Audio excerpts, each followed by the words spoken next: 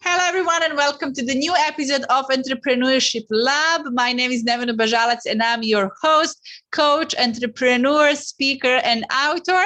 And today I'm excited because my special guest is coming to us all the way from Canada, and she is an expert on Facebook and client acquisition through Facebook, Facebook groups, and how you can scale your business. So if you're on Facebook, and you should be for sure. I think Lola will tell you why you should be on Facebook if you have any kind of business, because there's unlimited number of potential clients and prospects. She's going to speak to us and share with us how we can utilize that in the best way and how we can really monetize. So please help me welcome Lola Graham from Canada. Hi, Lola, and thank you for being here with me today. Hi, thank you so much for having me. I'm so excited to be here. It's such an important topic for every entrepreneur. Yes, I wish I knew a decade ago how powerful Facebook will be, and if I knew I will have businesses, I would use it. You know how much more powerful we would be if we started 10 years ago. But it's okay. We are where we are, and I'm excited because you are very specific about your niche. You specialize in this. So tell us maybe a little bit about your background. How did you even start it and why you choose to really focus on Facebook? Of course. So before I started running my own businesses, I have a career beforehand in sales and in fundraising before that. And so I've always been all about the power of helping to transform lives. I believe sales really gives you the vehicle to help someone step into a new way of living. And I decided that, the companies that I were working for, I just needed to help people change lives in a way that was meaningful to me. So I stepped into coaching. And when I became a coach first, oh my goodness, I knew so much about sales, knew so much about helping people make change, but nothing about how to actually get leads online. And what I found is that there are a million different recommendations online. And I, like so many other coaches, tried putting my hands in all of them. I was on every platform, trying every method of growth, and it was overwhelming and simply crushing me. And so what I discovered over time was that you don't need to be everywhere all at once. What you need to do is identify where your market is and get really good at connecting and creating a community in one place so that you can grow, at which point you can add in other streams too. But I really discovered that Facebook, it allows you to build that solid base to get a thriving business up and off the ground without as much overwhelm, without having to be everywhere all at once. I love it. That's so interesting. And it's interesting because you were strong in sales and a lot of people are struggling in sales. At least that's my expertise. So I'm helping them. But you see, you had that like where they get leads. And then there's some entrepreneurs who have leads, but they're not converting. So we all have our own areas where we are stronger. And that's why we are here in this podcast to really share experiences, share our, really unique niche and topics that we can cover. So tell us I want to start. What are some things you shouldn't do on Facebook? Like, what are some things that are like, no way, not approved? That sound like unreal, not approved by me. So what is something that you think business owners should not do? Let's start there. Okay. Absolutely. So what I think you should not do is, two things. One, if you're a huge generalist, you're not going to carve out any space in your market. So you really got to step in and decide, how do you want to specialize and show up, and then actually have your profiles reflect that. So what you can't do is just be 100% all about your personal life. You've got to really actually allow people to see, hear, and connect with how you change lives. So you want to make sure that you're showing up with your specialty. And then a big no-no is that you've got to know your market. I mean, if you don't know what your niche is about and you're posting every single super strong view you have, you are going to be pushing certain people away, pulling others towards you. You've got to really focus in as a brand on Facebook. What do you want to use to attract your market, and decide to leave some of those opinions aside for friends and family. I love it. And I haven't actually taught myself a lot about that, but it is true, right? There are some people, if we are really strongly opinionated, like you said, sometimes we unfollow some people. We're like, they are too much, or, they're very negative, or, so I think leaving out negativity in any way, judging people, right? Telling people you're doing this wrong, you're doing this, or you are not successful, or any kind of negativity. I believe in leaving everyone with impression of increase always. So no matter where they are, I tell them it's fine. You are there, it sucks, it's fine, but let's focus how we can move on. And I think that's every right coach and good coach will focus on, not judge and not look where people are, but really where they can be. All right. So this is amazing. Let's move on to some tips. So if somebody's starting a business, if they're on Facebook, but they're not actually getting clients, what is the first couple of things they should do? The first thing you've got to do is you have to get clear on your messaging. So you really need to understand who you are, what you stand for, and how you want to help someone create change. Facebook and every social media platform is noisy. There are a lot of people out there. So if you don't define your messaging first, then what you say isn't going to stand out. So first things first, get clear on that niche and understand who you are as a brand, what kind of change you're going to create, making sure that that change is meaningful to the people you're speaking to. Once you have that in place, the next thing you can start to do is creating connections. A lot of people believe that it's just about putting a post out there and leaving it at that. It simply doesn't work. Posting is like your business card. They say it's your storefront. It's people who want to learn more about you. They can see what you are about. But social media is there to be social on. If you want to make a difference on Facebook, you need to be the driver of connections yourself. You've got to step out with some courage, say hello, and actually start talking to your market. When it comes to talking to your market, you want to make sure as well that you have a system in place and you actually understand how that flow of conversation is going. Because there's a difference between creating a new friend versus connecting with a lead. And you want to make sure that you're using that defined messaging you have to help move a person towards a relationship where they're able to benefit from you and all your beautiful expertise. You have a difference to make. It's time to make it and lead that conversation on purpose. I love it. And I love that you said that, because I had a huge sales training and we worked with companies, and people kind of still expect, we are there, we are paying ads, we're doing this, clients are coming to us, but why we're not making so many sales? And I asked them, because you're waiting for people to come to you. You have to go out to people. And I love how you said it. Social media is there to be socially. You need to say hello. You need to start speaking to people and have system in place on how you're going to engage them and take them through that customer journey with you from a total stranger to paying client, and have different things in place also for follow-ups. I love how do you put this in place. So can we talk a little bit more about Facebook groups? I know you are also passionate about that. How should somebody have a Facebook group if they decide to have it? How to do it and how to use it in the right way? Why are Facebook groups powerful? Absolutely. First and foremost, the beautiful thing about Facebook groups is that there are so many in existence already. What you can really identify is where your niche is hanging out. So Facebook gives you the tool with Facebook groups to actually find your people, which is beautiful. But it's not just enough to find your people and hope that they'll come along the journey with you. You've actually got to give them a place to connect with you, which is where having a group is so darn powerful. The bottom line is that when you connect with leads, they're in different stages of the buyer's journey. Some are at a point where they are looking for a solution. They are ready to buy. They are steps away from making a decision. And those people you'll be able to take from lead to client quickly. However, a larger part of the market is just becoming aware of the fact that they have a problem and they are looking for a tribe to help bring it to life for them. A Facebook group, having your own community, gives you a place to actually stand out as a leader.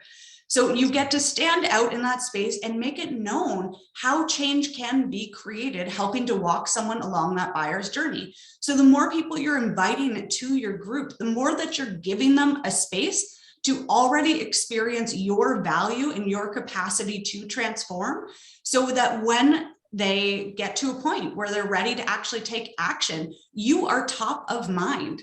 that group ends up acting like a container for your leads so that you essentially know who you can be connecting with, who you can be talking to, and it puts faces behind the efforts that you put into creating and putting out content. You know exactly who you're there to support and help because you can see the leads there in front of you. You can create human connection and you can provide continual opportunities within that group to take a next step. So it's a powerful tool for transformation. Yeah. And I mean, you can stream live, you can do webinars just for that group exclusively and give a lot of values and like organize events. It's now your community and they're showing up and they're watching, the recordings are there. So absolutely makes sense. I love it. So one question and one thing that I know that's can be difficult is, first of all, first question is dealing with overwhelmed. How do I come with the content and ideas and how much I should post? And second one is, how do I actually engage people to be active? Because I see some groups that are extremely active. They are having so many posts out there. And then there are some who are really struggling in their Facebook groups to engage people, to post, to ask questions, to open up, to really build that community. Because then it's just a group and you're just there, but you're not actively participating. And if only you, let's say, as an admin of a group posting, it's kind of all about you. So it should be about those people asking questions. So how do we move from that place that it is really an engaging group? What are the things you did in your experience? Absolutely. So there are a couple different approaches that you can take. And I'd say that it depends on what stage you're at with how you want to move those leads along. So first of all, if you're getting a new group off the ground, or if you want to re-engage a group that's been quiet for a while, you oftentimes want to dedicate, say, a month to a revival strategy or initial growth strategy. Off that basis, what you want to understand is that for that length of time, that month, let's say, for 30 days, you want to be as active in that group as possible, helping to create conversation both around your area of support, but also actually pulling in topics that are trending in the world too, making it easy for people to step in and say, oh, yes, I'm here. I have an opinion on that. You're creating regular openings and helping people understand what the vibe is and how they can get involved. With that time period, when you're doing the revivals as well, you can hold special events where you can actually go that extra mile and personally invite everyone in the group to participate. So actually get into those direct messages, invite the people who are in your group to participate and give them things that they actually care enough about to get in there for. So during a revival strategy or during an initial launch, you want to be putting in the little bit of extra time, going that extra mile to really create a chatter and excitement with it. And then I believe that you can take a step back and move to a more sustainable approach where you're posting 3 to 4 times a week with engaging content that really calls your members to take action. One of those being a live, because they need to see your face. They want to understand who you are as a person. And the other ones, helping to really shift, first of all, the mindset, I believe, is always a really important post every week. How do they need to think about your area to really create a change in their life? And then adding value add posts that give them an opportunity to jump on. So when your group is a little slow, you want to put in that extra time, really dedicate to a good month of a revival, but then you can hit a solid pace to keep that going, making sure that enough posts actually give a call to members to step on board and raise their hand. Wonderful. I absolutely love it. So Lola, what would you say to those who are shy, and especially live videos are going out of comfort zone for so many people?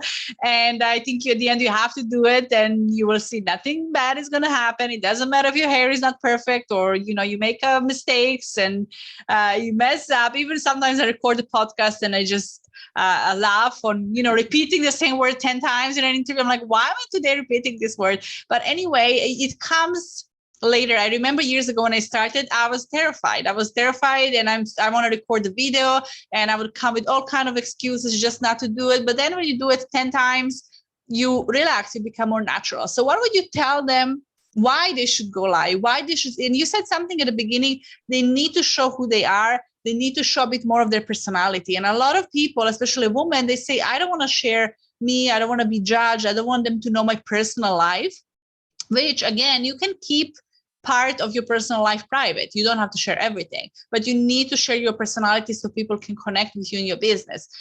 So what would you say, how to break through, how to open up to show your face on social media and to do the live videos? Of course, that's an absolutely phenomenal question. It's so important. Now, what I want you to remember first and foremost when it comes to going live is that someone who's going to decide to work with you over another person, they're picking the person as much as they are the result and transformation. There are many other people out on the market who will have a similar result or transformation, but they decide who to work with based on who they believe they want to partner with for a result. So you need to show up as a person they can partner with. And that means presenting yourself in lives. When it can be uncomfortable to start, my favorite tip for getting over that is doing a challenge to yourself that I call 2 minutes to comfort. It's every single day. I want you to sit down and put a camera up that's just recording you. It doesn't actually have to go live, but I want you to record yourself talking for 2 minutes a day to a camera. And I want you to stick to this for at least a month straight, because what you need to get over is seeing that little light on and recording.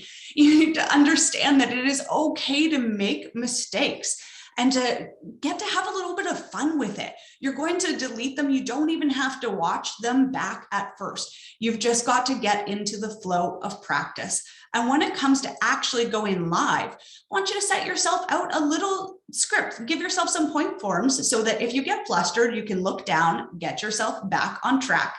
If you're feeling super self-conscious, take a few minutes before, put yourself together in a way that makes you feel good, get some great lighting going on, because that can make all the difference. And just know that if you hate it, you can delete it afterwards. So the pressure's not there. It doesn't have to exist online for forever. You can take it down if you don't like it. But the bottom line is that if you want to change lives, then you've got to get out there and help someone take that movement to action, because they need to pick you over someone else.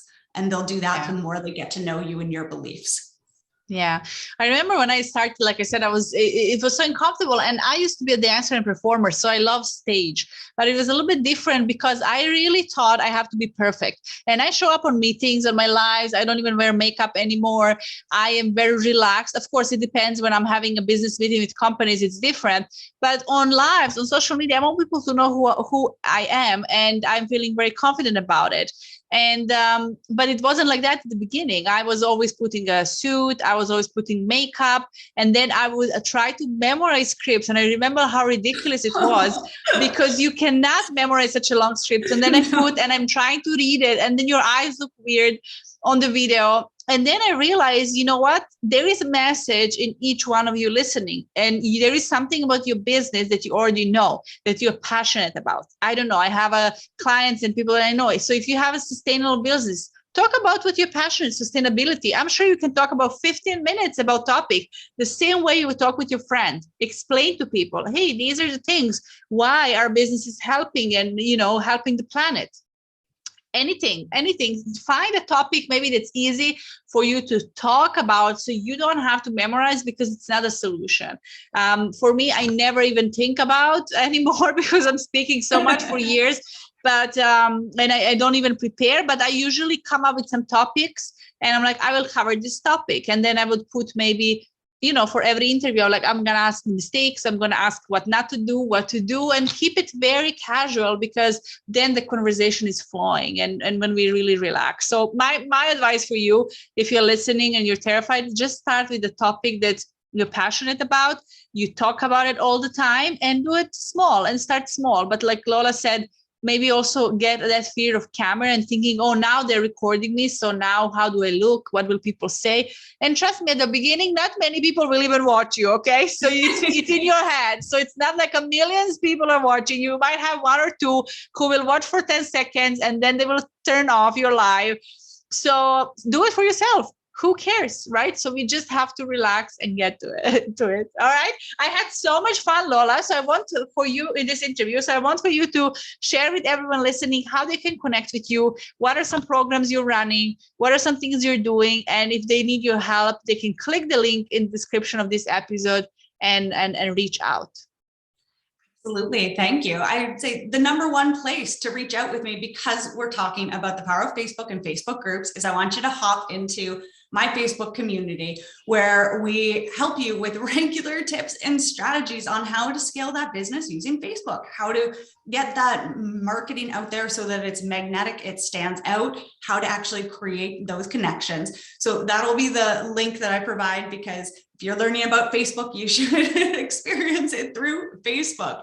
And if you want more support actually helping you grow, we run a program called Legendary Leaders. It's a 90-day profit accelerator, and it helps you get set up with all of the systems that you need to run lead generation through Facebook with more ease. We start right from that marketing piece so that you can actually stand out as a brand, so that you understand what makes you irresistible and how to systematize it, so that you don't have to think every day, okay, now what do I need to do? Every lead gets treated with that same care, that same respect when they're walking through your processes, and it really lets you shine and create those beautiful conversions that change lives. So you can connect with me through our Facebook group, add me to Facebook, send me a hello, because we can help you. We can help you shine and stand out. Perfect. Thank you, Lola, so much for being here today, all the way from Canada. And I love the power of technology and how connected we are. I want to thank everyone for listening. Make sure to check the links. I put some gifts as well for you down in the link in the description of this episode as well. So connect with Lola, connect with me, ask us questions, tell us the topics you would like us to discuss in the future episodes, and make sure to subscribe, download, and share this episode so others can benefit as well. Thank you, Lola, once again. And thank you. And thank you, everyone, for listening. I will see you in the next episode.